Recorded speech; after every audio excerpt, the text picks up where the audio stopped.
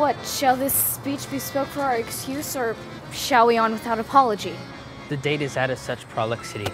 We'll have no Cupid hoodwinked with a scarf, bearing the Tartar's painted bow of lath, scarring the ladies like a crow creeper, nor without book prologue, faintly spoke after the prompter for our entrance. But let them measure us by what they will. We'll measure them a measure, and be gone. Give me a torch. I'm not for this ambling. Being but heavy, I'll bear the light. Nay, gentle Romeo, we must have you dance. Not I. Believe me, you have dancing shoes with nimble soles. I have a soul of lead, so stakes me to the ground, I cannot move. You are a lover. Borrow Cupid's wings, and soar with them above a common bound. I'm too sore and pierced with his shaft, too sore with his light, feathers, and so bound I cannot bound a pitch above dull woe. Under love's heavy burden do I sink. And to sing in it, should you burden love, too great oppression for a tender thing. Is love a tender thing? Is too rough, too rude, too boisterous, and it pricks like a thorn. Be rough with love, prick love for pricking, and you beat love down. Give me a case to put my visage in, a visor for a visor. What care I want curious eye doth quote deformities. Here are the beetled brow shall blush from me. Come, knock and enter, and no sooner in, but every man betake him to his legs. A torch for me. Let wantons of light heart tickle the senseless rushes of their heels, for I'm proverbed with a grandshire phrase. I'll be a candle holder. And look on, the game was never fair, and I'm done. Tut, done's the mouse, the constable's own word. If thou art done, we'll draw thee from the mile of Sir Reverence love, wherein thou stickest up to the ears. Come, we burn daylight, ho! Nay, that's not so. I mean, sir, in delay we waste our lights in vain, like lamps by day. Take our good meaning, for our judgment sits 5 times, and that are once in our 5 wits. And we mean well in going to this mask, but 'tis no wit to go. Why, may one ask? I dreamed a dream tonight. And so did I. Well, what was yours? That dreamers often lie. In bed, asleep, while they do dream things true? Oh, then, I seen Queen Mab have been with you.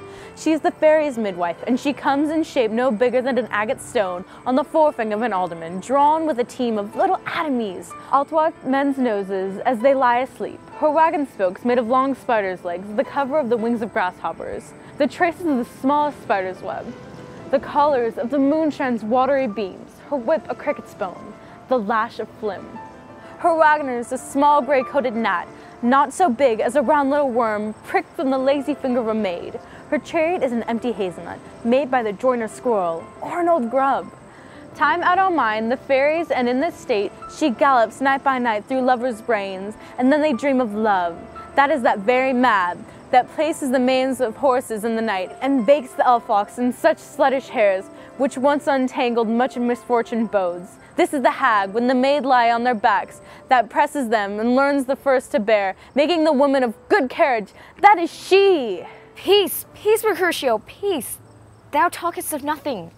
True, I talk of dreams, which are the children of an idle brain, begot of nothing but vain fantasy, which is the thin of substance in the air, and is more inconstant than the wind, who woos even now the frozen bosom of the north, and being angered, puffs away from thence, turning the face of the dewdrop south. This wind you talk of blows us from ourselves. Supper is done, and we shall come too late. I fear too early, for my mind misgives. Some consequence, yet hanging in the stars, shall bitterly begin his fearful date with this night reveals, and expire the term of a despised life closed in my breast. Some vile forfeit of untimely death, but he that had the steerage of my course, direct my sail on, lusty gentlemen. Strike jump.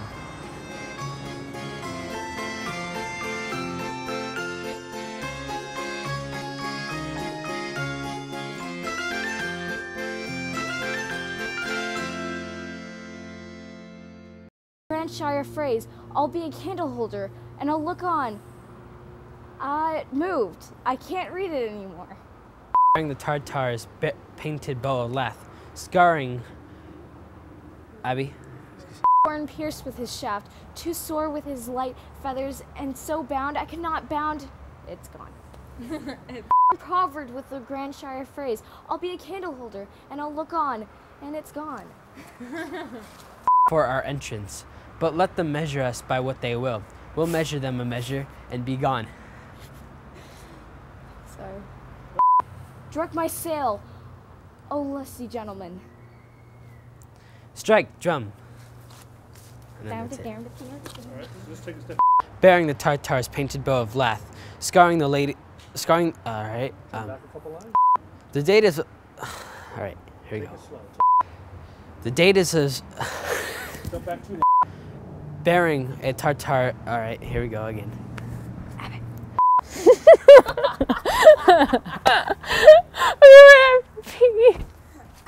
Okay.